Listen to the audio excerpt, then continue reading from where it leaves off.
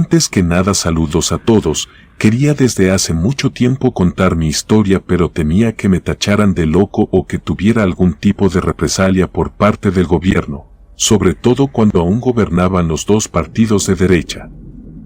Pero contar mis vivencias dentro de la policía me ayudará a sanar viejas heridas y quizás pueda al fin exorcizar viejos fantasmas y recuerdos angustiantes que aún hoy, con tanto tiempo de por medio, se niegan a diluirse en mi mente, por lo que no he tenido paz desde entonces hasta hoy.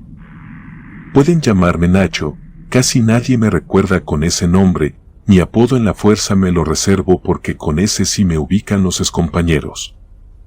Desde que ingresamos al Instituto de Capacitación y Adiestramiento Policial, sus instalaciones se encontraban por la zona de Cerro Gordo, Estado de México. Cuando ingresé al curso de formación policial en el 2001 gobernaba Vicente. Este presidente desde el inicio de su mandato pretendió formar un cuerpo de policía de élite, basado en conocimientos científicos, técnicos y formación en derechos humanos, algo así como un FBI mexicano, que realizara labores de investigación así como operativas por todo el territorio nacional, esto como parte de las promesas de campaña en seguridad. Cuando andaba en campaña y prometía sacar al partido que mandaba en ese momento de Los Pinos y gobernar de manera distinta, en teoría para beneficio de todo el pueblo, y entre muchos cambios que implementó fue la creación de la Agencia Federal de Investigación, o más conocida como AFI, sucesora de la muy temida Policía Judicial Federal.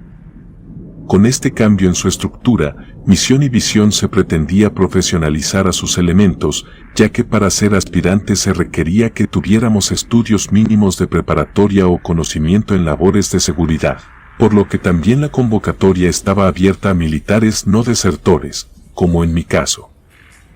Llegábamos con una licenciatura trunca o concluida, aumentaban las posibilidades de ser aceptado y obtener un mejor puesto en caso de que concluyéramos con éxito el curso de formación policial. Al concluir el curso de adiestramiento exitosamente, me integraron directamente al operativo, específicamente al grupo antisecuestros, que en ese tiempo era de alta prioridad, por lo que contaba con el apoyo directo de Genaro y Luis. Y según las necesidades del servicio se nos iban asignando casos de personas desaparecidas, debíamos dar continuidad a la investigación iniciada previamente, corrigiendo errores y siguiendo todas las líneas de investigación que el caso presentara. Uno de los casos que más recuerdo, sobre todo porque fue de los primeros de alto perfil al que fui asignado, fue el de una mujer a la que llamaré Kenny. La investigación de su desaparición era de muy alta prioridad para la agencia, pues el padre de la desaparecida era un rico empresario que integraba el grupo Amigos del Presidente. Por lo que directamente le pidió al presidente que usara todos los medios a su alcance para dar con el paradero de su hija, así que la presión sobre nosotros y nuestros mandos a todos niveles era constante e intensa. Nuestro comandante no nos daba un respiro, y aunque hicimos nuestro máximo esfuerzo y usamos todos los recursos a nuestro alcance, tristemente nunca dimos con el paradero de Kenny. Investigamos en los lugares más insospechados, con su fotografía en mano, llegamos a buscar rastros de ella en burdeles y lugares de mala muerte. No dejábamos ninguna línea sin seguir, toda pista era importante. Acudimos varias veces al servicio médico forense a preguntar si entre los cuerpos femeninos que iban llegando y tuvieran la edad y complexión de Kenny. Visitamos varios cementerios e interrogábamos a los trabajadores por si habían sepultado, cremado algún cuerpo con las características de la mujer que buscábamos. Se volvió común salir de comisión a diversos estados de la República siguiendo varias pistas, las cuales desafortunadamente no nos llevaron a nada. Era muy frustrante, pues sentíamos como si buscamos un fantasma, pues sabíamos por una plática con sus padres que su hija en la adolescencia escapó de su casa y se pudo esconder tan bien que no fue encontrada hasta que ella se decidió a regresar. Medios económicos nunca le faltaron, pues su familia era dueña de varias empresas y sus padres la proveían abundantemente de recursos para hacer lo que quisiera, incluso si llegaba a visitar otro país. Nosotros, como ya comenté, nos encontrábamos bajo una gran presión, por lo que agotados los medios convencionales de búsqueda convenimos en recurrir a otro tipo de rastreo menos científico, buscamos la ayuda de videntes, tarotistas y adivinos. Así entramos en una atmósfera de contradicciones y obscuridad que terminó con la poca tranquilidad que teníamos. Las versiones que nos daba cada consultado eran muy variadas, algunas veces nos decían que Kenny ya estaba muerta, mientras que otras nos daban tantas versiones de su paradero que no fueron realmente de ayuda. Pero casi todos coincidían en que el marido de la señora Kenny la había dañado de alguna manera, hasta causarle la muerte o que la tenía retenida contra su voluntad e incomunicada para hacerla pasar por muerta. Este señor de quien me reservo el nombre también es un personaje de alto perfil y por tanto de poder económico con quien la señora Kenny había procreado 3 hijos, pero al que nunca le fue fiel, teniendo ella diversas relaciones extramatrimoniales de las que el señor no tenía ni idea, pero que finalmente se enteró de la deslealtad de su esposa. Pues había iniciado una relación con uno de sus mejores amigos, joven empresario que conocía desde la adolescencia, y eso lo volvió loco de celos y al sentirse traicionado mató a su mujer. Según algunos adivinos y otros decían que la golpeó y solo le perdonó la vida si se iba para siempre, de manera que sus hijos no volvieran a verla jamás. A pesar de las versiones tan distintas entre sí, continuábamos con la búsqueda de Kenny, incluso consultando gente que nos recomendaban, adivinos mediums que visitábamos aunque se encontraran en algún otro estado de la República. Incluso uno de ellos nos afirmó que podría contactarse con los muertos. Estos se posesionaban de su cuerpo y hablaban con los consultantes, y al acudir con este personaje, iniciamos una turbulenta sesión donde después de varios rezos y conjuros que no entendimos, el medium comenzó a hablar presentándose como la persona que buscábamos, diciendo su nombre completo y otros datos que solo nosotros sabíamos. De inmediato le preguntamos al supuesto espíritu por el paradero de Kenny y si estaba viva o muerta, lo que nos respondió ni nos había pasado por la mente. Afirmó que ella sola había terminado con su vida porque se había enamorado de un hombre que no le correspondía y eso no la había dejado vivir. Además, su esposo la trataba muy mal y ya se había enterado de su aventura, por lo que no dudaba que él la mandara desaparecer sin que se enteraran sus hijos y menos sus padres. A pesar de lo inverosímil de las palabras del medium, así como de nuestras propias investigaciones, ese caso aparentemente nunca se resolvió. Según nuestros mandos, los resultados que obtuvimos eran insuficientes y reasignaron la carpeta de investigación a otro grupo de compañeros y a nosotros nos mandaron a otra unidad para realizar otra clase de actividades. En esa época se estaba integrando la Policía Federal Preventiva, cuya convocatoria duró mucho tiempo abierta, incluso cuando ya había elementos de esa corporación trabajando en campo. Fue cuando se suscitó el linchamiento en Tláhuac de 3 elementos de esa corporación, que realizaban trabajo de investigación pero a los cuales confundieron con secuestradores de niños o robachicos, y los pobladores terminaron cruelmente con sus vidas, sin entender razones. Pese a que se identificaron y elementos de su propia corporación así como de la Secretaría de Seguridad Pública, incluyendo su titular Marcelo, acudieron de inmediato en su ayuda, no lograron salvarlos de una muerte horrible. En esa ocasión, por orden presidencial, acudió toda la fuerza policial a hacer presencia en el lugar del linchamiento, así como para investigar en la misma localidad quienes instigaron a la población y detener a los asesinos de los policías. Llevábamos todos armas largas y todo el equipo de protección, pues el presidente directamente nos dio carta blanca para realizar las acciones necesarias sin consecuencias para nosotros. Íbamos en convoy por las calles de la colonia, cuando de una casa aventaron una botella de refresco y esta hizo blanco en una de las unidades. Los compañeros que la tripulaban descendieron rápidamente. Eran como 10 o 12, en cuanto localizaron la casa desde donde había salido el envase, y armados entraron a la vivienda aventando todo a su paso, y procedieron a sacar a golpes a todos sus ocupantes sin importar que fueran mujeres, niños y hasta ancianos, llevándolos a todos detenidos ante la impotente y aterrorizada mirada de sus vecinos. Esto se hizo para intimidar a la población y no volvieran a hacer justicia por mano propia y respetaran a los policías que solo cumplían con sus labores para beneficio de la comunidad. Tiempo después fui a ver esa zona, específicamente donde ocurrieron los hechos más violentos, que fue en la plaza y el kiosco, donde torturaron y mataron a los compañeros de la Policía Federal Preventiva, que irónicamente, investigaban el reporte de una supuesta desaparición de un menor frente a una primaria. Según lo dicho por algunos pobladores que presenciaron lo ocurrido, los policías pasaban muy seguido por la entrada de la escuela y se ponían a hablar con algunos menores que ahí acudían. Esto levantó sospechas entre la población y comenzaron primero los padres de familia a cuestionar por qué se acercaban a los niños. En minutos se juntó mucha gente que les gritaban: "Ustedes vienen a robarse a nuestros hijos", y con eso bastó para que se juntara una turba enardecida que los inmovilizara, comenzara a golpearlos escalando en torturas para impunemente terminar con la vida de los policías. Incluso ante la presencia de reporteros y camarógrafos, quienes impotentes presenciaron el salvajismo con el que actuaron los pobladores, por fortuna se pudo obtener el material que habían grabado y con sus testimonios se logró apresar a quienes, escudándose en el anonimato, masacraron a 3 servidores públicos que estaban laborando con el fin de confirmar una denuncia de desaparición de un niño. Los vendedores que frecuentan el kiosco recuerdan con tristeza ese acontecimiento que dejó una huella en la comunidad, pues afirman que tanto ellos como quienes visitan la plaza sienten el ambiente pesado y tan incómodo que prefieren retirarse.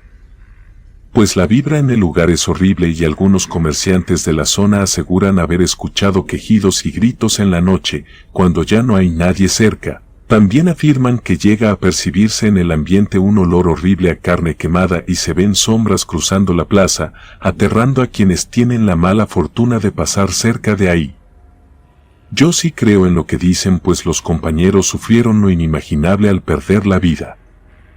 Mi madre, que desde niña aprendió magia en su natal Oaxaca, me dijo que en esos casos las almas no pueden descansar, pues no dejaron que cumplieran con su misión en la tierra. Además de que su muerte había sido muy violenta e injusta, ella hacía trabajos buenos y malos y siempre encomendándose a antiguas deidades en dialecto zapoteca, las cuales hacían siempre lo que les pedía. Y al saber lo que le pasó a los compañeros de la Policía Federal Preventiva, nos hizo un ritual de protección a mí y a mis 2 hermanos, que ingresaron a la Procuraduría General de Justicia del Distrito Federal y a la Policía Bancaria e Industrial. Gracias a lo que hizo por nosotros y a pesar del alto riesgo que conllevaba nuestra ocupación, nunca fuimos heridos o sufrimos de mal alguno.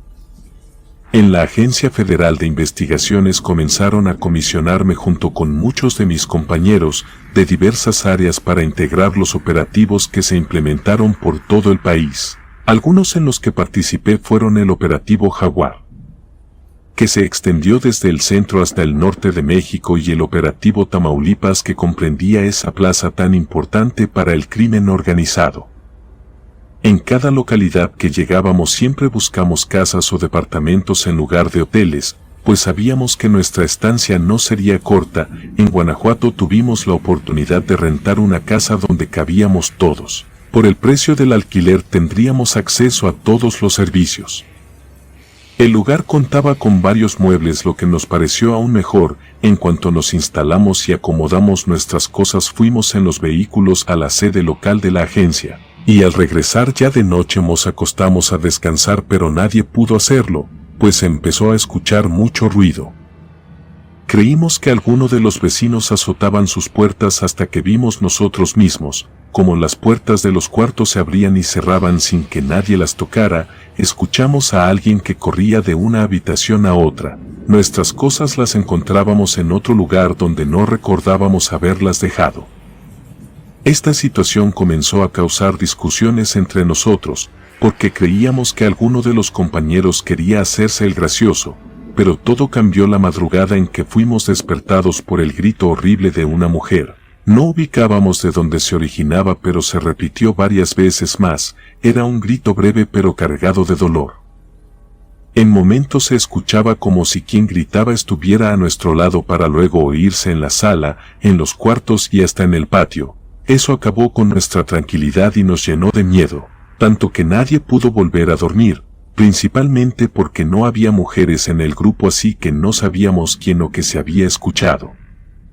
A pesar del susto de esa noche nos negábamos a dejar la casa, porque ya nos habíamos acomodado muy bien. Se nos ocurrió pagar un mes completo y sabíamos que aparte de que no nos devolverían el dinero que pagamos, también tendríamos que buscar nuevamente otra vivienda y pagar otra vez, por lo que tratamos de solucionar la situación.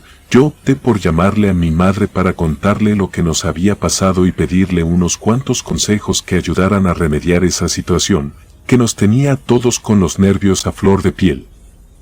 Mas no obtuve la ayuda que deseaba, pues mi mamá dijo que si ahí había un alma, tendríamos que salirnos nosotros y no intentar sacarla a ella. Solo me dijo que rodáramos un coco en cada habitación y rincón de la vivienda, al tiempo que rezáramos Padres Nuestros, Ave Marías, jaculatorias y todo lo que supiéramos. También debíamos conseguir agua bendita para rociar, tanto adentro como afuera de la propiedad, y así lo hicimos. Nos dimos un tiempo y conseguimos todo lo que necesitábamos. Y ya estando todos juntos en la noche comenzamos a hacer lo que mi mamá nos indicó. Rodamos los cocos por cada habitación rezando en grupo. Regamos agua bendita hasta en el patio y la reja, juntamos los cocos en una bolsa negra y los dejamos en la puerta principal para tirarlos al irnos, pero grave error. En la noche escuchamos ruidos que en un principio no pudimos identificar, pero que al encontrar de dónde provenía nuestro desconcierto fue total. Eran los cocos. Habían explotado todos, incluso rompiendo la bolsa que los contenía, dispersando pedazos de todos tamaños que llegaron hasta la otra banqueta, a la vez que un olor asqueroso como a podrido inundaba el ambiente. Esa noche fue la peor, después de medio juntar los pedazos que alcanzamos a ver. Nos fuimos a dormir inquietos por lo sucedido, pero no pasó mucho tiempo, cuando en toda la casa se escuchaban sollozos y un llanto de mujer que, además de asustarnos horriblemente, nos produjo una sensación de congoja así como de tristeza y desesperanza, que terminó por hacernos salir de ahí y subirnos en las camionetas como si nos hubiéramos puesto de acuerdo, a esa hora y sin nuestras pertenencias. No teníamos a dónde ir y lo único que se nos ocurrió fue refugiarnos en las instalaciones de la Procuraduría General de la República. Llegando todos en plena madrugada, pretextando que en la casa donde nos quedamos había chinches y no podíamos dormir, quedándonos en las áreas de descanso, en los pasillos y hasta en los vehículos. Meses después fui asignado al operativo Tamaulipas, ya en el sexenio de Felipe, y los enfrentamientos con los carteles estaban a la orden del día. Casi no teníamos un momento de descanso, cuando no estábamos en las camionetas recorriendo las poblaciones. Andábamos en los helicópteros o recibiendo indicaciones en las instalaciones de la Procuraduría General de la República para realizar vigilancias, allanamientos, detenciones y otras actividades teóricamente para controlar el crimen organizado, tal como supuestamente ordenó el presidente, pero esa gente nos superaba por mucho, pues implementaban estrategias que continuamente nos tomaban por sorpresa. En Internet se puede encontrar cada uno de los hechos aquí narrados, pues fueron de conocimiento público. Desgraciadamente participé en eventos que me dejaron secuelas psicológicas. Continuamente tengo pesadillas que me muestran de la peor manera acontecimientos traumáticos, en los que por mi trabajo me vi involucrado junto a varios compañeros que seguramente también sufren de secuelas. Una de las peores acciones en las que participé fue cuando los internos del Centro de Readaptación Social de Reynosa, Tamaulipas, se amotinaron y tomaron el penal. Los custodios se vieron sobrepasados casi de inmediato y nuestros mandos ordenaron que apoyáramos a la policía estatal para retomar el control del penal. Nos fue proporcionado equipo antimotines y armas largas para ingresar al Cerezo, que parecía la antesala del infierno. Los presos se juntaron e incendiaron las colchonetas. Traían armas fabricadas con objetos diversos, como cepillos dentales, peines y otras cosas. Pero también algunos portaban armas reales que de algún modo les habían ayudado a introducir. Con ellas hirieron a varios reos y custodios. Estos últimos por fortuna lograron resguardarse en un área especial. Los internos que pertenecían a un cartel peleaban contra otros presos de carteles rivales, lo cual produjo una masacre de proporciones insospechadas. Algunos fueron arrojados a las pilas de colchones y ropa que ardían sin control. Cuando el hecho se mencionó en los noticiarios, solo mencionaron que hubo 2 muertos, pero yo que estuve ahí puedo afirmar que los cuerpos de los fallecidos se apilaban en las celdas y pasillos de las instalaciones. Fue realmente un baño de sangre. Hubo momentos en que para poder pasar debíamos caminar sobre los montones de cuerpos, algunos de ellos quemados. Pero principalmente quienes no habían podido salir de las celdas fueron quemados vivos al arrojarles trapos y otros objetos mojados en aceite. Ellos no tuvieron ninguna oportunidad de sobrevivir. Retomar el control de la cárcel causó aún más bajas, pues hubo que abatir a quienes portaban armas de fuego. Por fortuna eso y otras cosas que ocurrieron durante el tiempo que duró el motín no salieron a la luz pública, pero la revuelta que ocasionaron los presos no solo ocasionó heridos y muertos. Muchos de los que participaron fueron trasladados a otros penales dentro y fuera de Tamaulipas, y los internos que quedaron en ese centro de readaptación social en Reynosa, empezaron a quejarse con los custodios y estos a su vez ante la dirección del penal de visiones horrendas. Decían ver deambulando por las celdas y pasillos a reos que murieron en el motín. Los veían horriblemente lesionados, con heridas sangrantes y agujeros de bala. Otros presentaban atroces quemaduras, emitiendo llantos y gritos que transmitían todo el dolor y el horror que padecieron al morir. Otros solo veían sombras muy negras que entraban y salían de las celdas, como si los barrotes no existieran. Se volvió común percibir en el ambiente un persistente olor a quemado y ver cómo de la nada aparecía humo negro, como el que despiden objetos quemándose. Esto provocaba alarma tanto entre reclusos como también en los custodios, que también eran testigos de todo aquello. Cada que veían humo se apresuraban a buscar su origen, pues pensaban que algo se incendiaba, pero no encontraban más que un olor asqueroso a objetos y carne quemada. Muchos internos y custodios pidieron cambio de penal, pues los fenómenos paranormales iban en aumento y ya era un infierno estar ahí. Lo último que supe de ese cerezo fue que ya nadie quería estar ahí, y que hicieron muchas cosas para que las apariciones pararan y los que ahí murieron pudieran descansar en paz y dejar vivir a los presidiarios su tiempo de reclusión solo con la rutina de la cárcel, sin el horror que dejó el motín, mismo que sufrían hasta los reos que fueron recluidos después de la revuelta en el penal y que por tanto no tenían idea de lo que verdaderamente se vivió. Mi grupo y yo fuimos trasladados a una base de operaciones mixtas que se encontraba en un estado del centro del país. Allí realizamos otro tipo de operaciones en conjunto con elementos del ejército, así como de otros cuerpos de seguridad. Pero los recuerdos de aquel infernal suceso permanecen en mi memoria, dañando mi salud física y mental hasta hoy. En 2011 la entonces titular de la Procuraduría, Marisela, dio de baja a muchos elementos, con el argumento de que no aprobamos los exámenes de control de confianza. Tuve que adaptarme a vivir como un civil más, solo que aún llevo encima los recuerdos de todo el horror que presencié, con las imágenes de las aberraciones y la maldad pura del ser humano. Trato de lidiar con eso día con día. Hoy lo hago sin ayuda, pues mientras vivió mi madre ella me ayudaba limpiándome y exorcizando temporalmente los fantasmas que invaden mi mente con sus rezos en dialecto zapoteca, pero hoy que ya no está, tengo que soportar sin ayuda lo que me atormenta. Ella murió de una manera dolorosa. Antes quedó postrada en una silla de ruedas donde día con día la diabetes y un trabajo de brujería que no debió hacer la fueron consumiendo.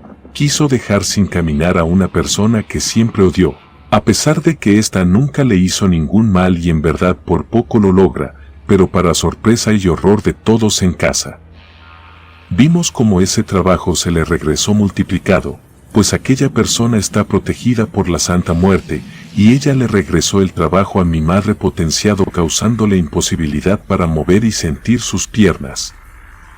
Aunque mis hermanos y yo la llevamos con varios médicos de gobierno y hasta particulares, ninguno pudo siquiera determinar el origen de su enfermedad. Incluso realizándole varios estudios tampoco pudieron mejorar en nada su condición. Por lo que ella misma llegó a la conclusión que el último trabajo que hizo la dejó en esa triste y dolorosa condición, resignándose a vivir sus últimos días y caminar, aunque no fue por mucho tiempo. Una descompensación en su diabetes puso punto final a su vida y a su sufrimiento. A mí me correspondió quedarme en la que fue casa de mis padres, donde nacimos y crecimos, y yo fui el encargado de deshacerme de las posesiones de mi difunta madre, donando su ropa en buen estado y descubriendo en su recámara una multitud de hierbas, piedras, trozos de tela, frascos con extraño y repulsivo contenido. Algunos estaban etiquetados con nombres de gente conocida y así como de personas que nunca escuché nombrar, pero absolutamente todos marcados con unos símbolos que en mi vida había visto. También encontré restos de animales, unos disecados y otros solo eran la piel y los huesos de criaturas que alguna vez tuvieron vida. Pero mi madre o alguien más consideró que eran de mayor utilidad terminar con ella y usar los despojos. No fue tan complicado deshacerme de todas esas cosas raras de mi mamá, ni yo ni mis hermanos sabíamos usar nada de lo que ella usaba para sus trabajos, pues nunca nos quiso enseñar el sinfín de conocimientos que ella adquirió desde que nació en la Sierra de Oaxaca y cuando se vino a vivir al Estado de México. Siguió frecuentando a varios grupos de señoras que venían del pequeño poblado llamado Santa María, y las cuales seguramente contaban con conocimientos similares y en sus reuniones siempre hablaban en dialecto, para que no nos enteráramos de nada si de casualidad nos acercábamos o de niños nos escondíamos para espiarlas. Toda mi vida veía a mi señora madre reunirse con sus amigas y comadres, pero a pesar de eso no me pareció correcto entregarles las cosas que ella tenía para sus trabajos, que no eran pocos porque algunos tenían escritos o contenían las fotos de dos de sus mismas amigas. Por lo cual simplemente metí todo lo que encontré en bolsas negras grandes para basura, las cerré muy bien y las entregué al señor que día con día pasa por la colonia recolectando la basura, en una carreta tirada por un flaco y maltratado burro, y de momento me olvidé del asunto creyéndolo liquidado.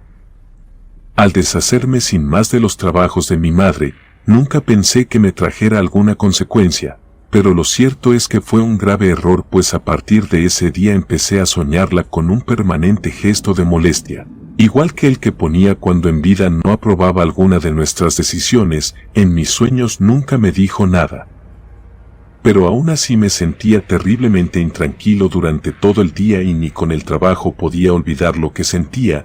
Era una sensación tan abrumadora que en más de una ocasión me hizo cometer errores graves, de cuyas consecuencias me salvé por muy poco. Además comencé con una época de mala suerte, padeciendo de todo tipo de eventos desafortunados, desde extraviar dinero o artículos importantes como mi teléfono celular, documentos para realizar trámites, entre muchos que no logré recuperar. Lo más grave me ocurrió cuando choqué en una moto de alta cilindrada que había logrado conservar. Y ya la usaba muy poco, pues en el trabajo que logré conseguir no ganaba ni por mucho. Lo que me pagaban estando en la fuerza y el mantenimiento de la moto se volvió una carga entre gasolina, refacciones y composturas. A veces ya no me quedaba dinero ni para comer. Estaba considerando venderla y comprar una de baja cilindrada cuando me accidenté y la máquina fue pérdida total. La aseguradora no cubrió nada, pues me había atrasado con el pago de la póliza y como trabajo por contratos, no tengo ninguna clase de prestaciones. Así que tuve que adquirir fuertes deudas para cubrir mis gastos médicos y los de la novia con la que salía entonces. Ambos conservamos la vida de milagro. Yo resulté con golpes en todo el cuerpo, el pie derecho fracturado y extensos raspones que me dejaron horribles cicatrices, pero quien se llevó la peor parte fue mi novia, pues sus lesiones fueron de mayor consideración. Sufrió contusión cerebral, fractura en brazo y antebrazo derechos y raspones extensos que requirieron tratamiento especializado, lo cual no evitó que en su piel quedaran cicatrices más notorias y desagradables que las que tengo yo. Debido a ese horrible accidente los dos perdimos nuestros empleos y ella, después de meses en tratamiento médico y rehabilitación, mismos que debí costear en su totalidad, simplemente me botó de su vida culpándome, por lo ocurrido así como por las secuelas y el dolor que permanentemente sufre. Intenté por todos los medios continuar con nuestra relación, pero no quiso ya saber de mí, quedándome solo, desempleado y muy endeudado. Me costó mucho tiempo conseguir empleo y aunque también trabajo según los contratos que me vayan dando, obvio que nunca son mayores a 4 meses para no crear antigüedad ni tener derecho a la basificación. Por lo menos me ha ayudado a sobrevivir así como empezar a pagar las numerosas deudas que adquirí. No lograba entender la situación tan mala que atravesaba, hasta que en una reunión con motivo de recabar fondos para la fiesta del santo patrono del pueblo de mis padres, a la que año con año asistimos a mediados de agosto, mis familiares se enteraron de toda la serie de infortunios que estaba viviendo y una tía, hermana menor de mi mamá, quien también participaba en las reuniones con las demás señoras del pueblo cerca de nuestra casa, me preguntó si conocía a alguien que me deseara algún mal, como para hacerme un trabajo de brujería, pero aunque había tenido problemas con algunas personas, no creía que fueran tan fuertes como para quererme perjudicar tanto, y continuando con la plática se me ocurrió contarle que continuamente soñaba a mi mamá siempre enojada, pero que en vida nunca tuve algún problema con ella, ni se había ido enojada conmigo al morir. Y no sé por qué se le ocurrió preguntarme el destino de las cosas que mi madre había dejado. Le dije que yo me había encargado de donar unas y tirar otras. Ella muy seria quiso saber específicamente si entre lo que deseché se encontraban una serie de frascos, veladoras y demás objetos con los que ella trabajaba sus encargos. Al contestarle que tiré todo sin ninguna averiguación ni trámite, se puso pálida y me dijo que todos los artículos que yo no conocía tuve que habérselos entregado a ella o a alguna de las señoras del pueblo, con las que se reunía para que ellas los terminaran o les dieran camino sin consecuencias para mí, ya que alteré el curso de las energías y ahora las deidades que ayudaban a mi madre se encargaron de cerrarme los caminos y causarme mucho daño, debido a la falta de respeto que significaron mis acciones. Al escuchar eso quise saber si ella podría ayudarme a retirar todo el mal que me agobiaba, o con quién podría acudir, pero su respuesta me dejó desolado. Lo que hice ya no tenía remedio alguno y tal vez lo poco o mucho que me quedara de vida tendría que sufrir las consecuencias de mi negligencia. Y cierto es que así ha sido, pues a pesar de ser profesionista solo consigo trabajos muy mal pagados. Mis relaciones amorosas no me duran y mis parejas me dejan sin ninguna explicación, pero lo que me hace sufrir más que cualquier otra cosa es seguir soñando a mi madre, invariablemente con gestos de enojo y decepción, haciéndome pensar que por culpa mía ella no podrá descansar en paz. Comunidad de Relatos de Terror, quiero enviarles un gran saludo y agradecerles por todo el apoyo que le han brindado a este proyecto. Ya somos más de 16,000 suscriptores y nuestra próxima meta es llegar a los 20,000. Gracias por todo su apoyo. Si te gustó este relato, suscríbete activando la campanita de notificaciones, de esta manera estarías apoyando nuestro proyecto. Gracias por escucharnos. Relato escrito y adaptado por Heidi Amaro.